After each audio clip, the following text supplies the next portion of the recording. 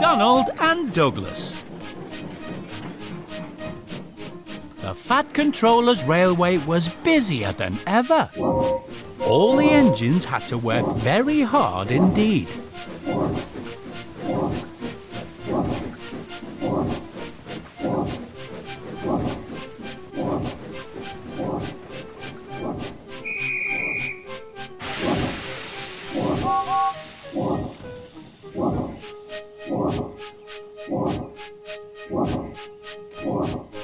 We don't know whether we are coming or going, grumbled Henry. I know you are working very hard, said the Fat Controller. So I have arranged for a new engine for freight work to come from Scotland tomorrow. But the next day, the Fat Controller got a surprise. Not one, but 2 engines arrived from Scotland. They were twins called Donald and Douglas, and they had lost their numbers. No one knew which of them was supposed to stay. One of you will have to go back to Scotland, said the Fat Controller. I will paint numbers on you for now, but I will decide which is the better engine and send the other one home. So the engines were given new numbers. Donald was number 9 and Douglas was number 10. Donald and Douglas felt miserable. Neither of them wanted to stay without the other. We'll just have to be so well behaved that he'll want to keep us both, said Douglas. Aye, said Donald. He won't be able to choose between us. The twins enjoyed working on the Fat Controller's railway. They were good at keeping the trucks in order.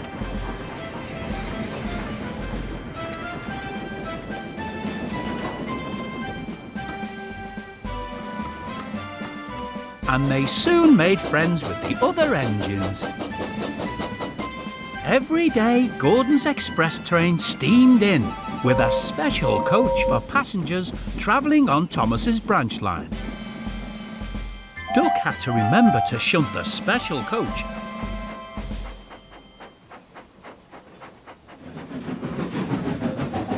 For Thomas to pick up.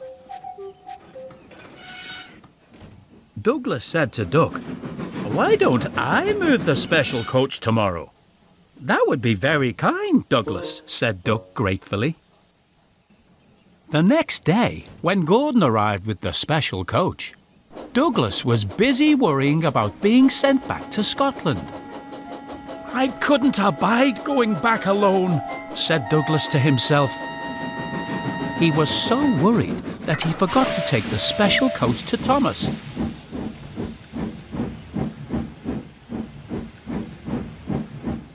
He pushed it into the siding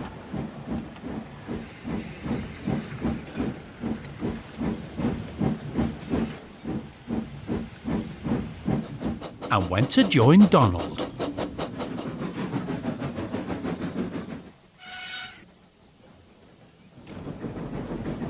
When Thomas came along, he couldn't find his coach. A group of angry passengers complained to the Fat Controller. The Fat Controller went to find Douglas. "I'm very annoyed, Douglas," he said.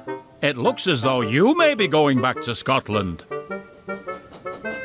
The next day, Douglas was extra careful, and he didn't do anything wrong.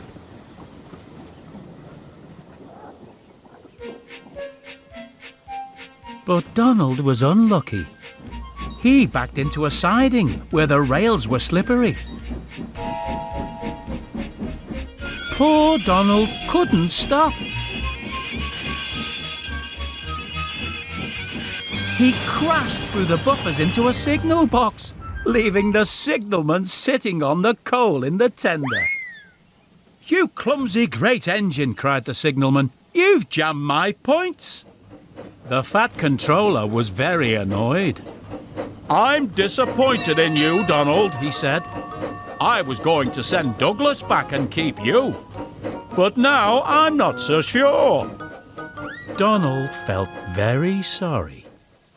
That night, snow came to the island and covered all the tracks. Most engines hate snow, but Donald and Douglas loved it. They knew just what to do. They puffed busily back and forth, patrolling the line.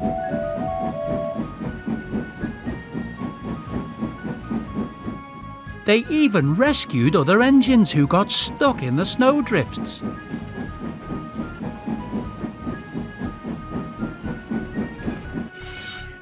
All the other engines liked Donald and Douglas. Everyone was sad that one of them was going to be sent away.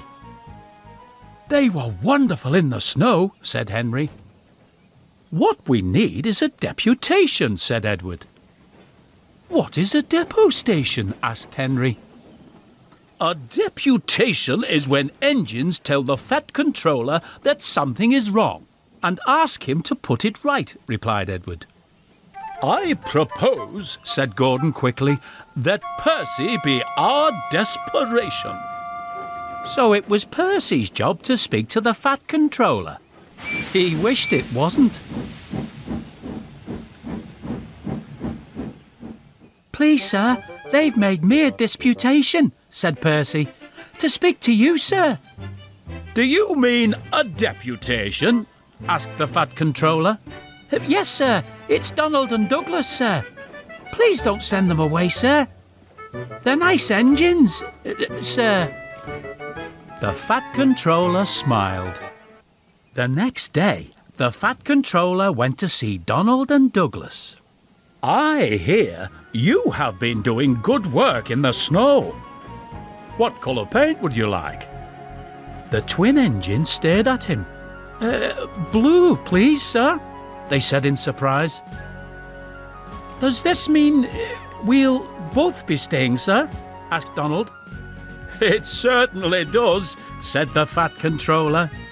But the rest of his speech was drowned in a delighted chorus of cheers and whistles.